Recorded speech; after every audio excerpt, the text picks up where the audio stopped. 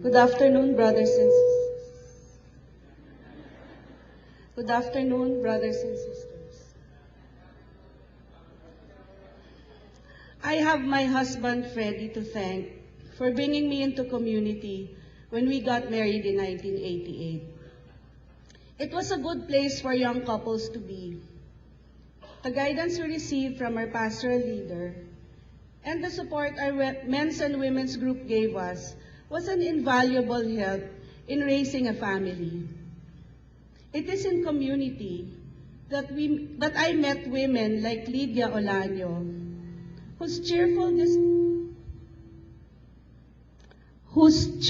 disposition never fails to make each encounter an opportunity to upbuild.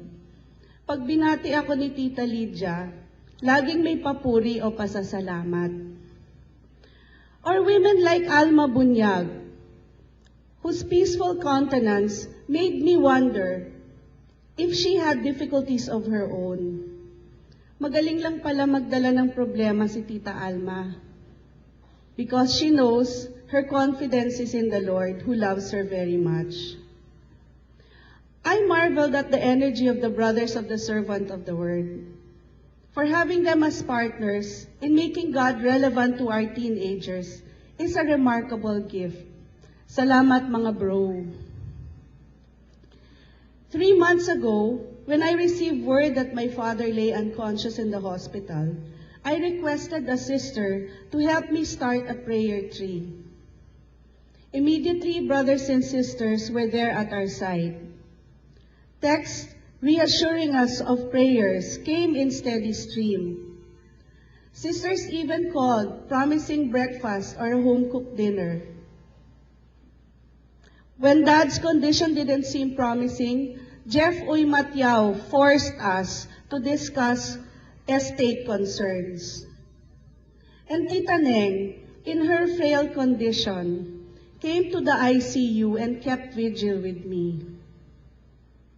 That afternoon, my father passed away. But despite our difficulties, we never felt alone. We felt the overwhelming love of God through you, brothers and sisters. Kaya pala ligaya ng Panginoon ang tawag sa community natin.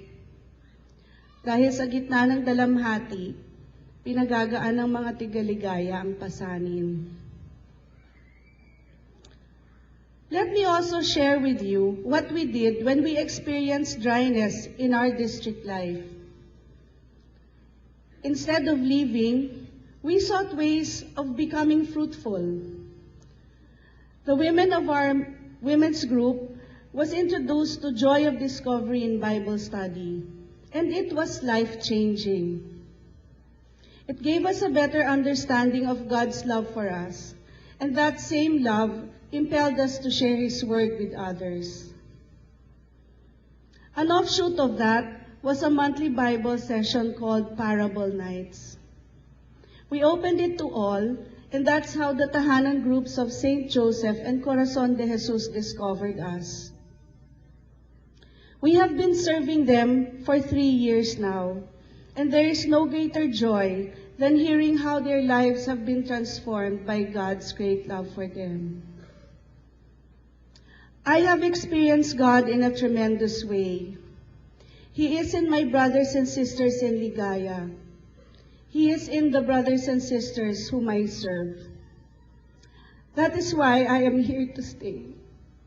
And that is why I will persist in bringing my family.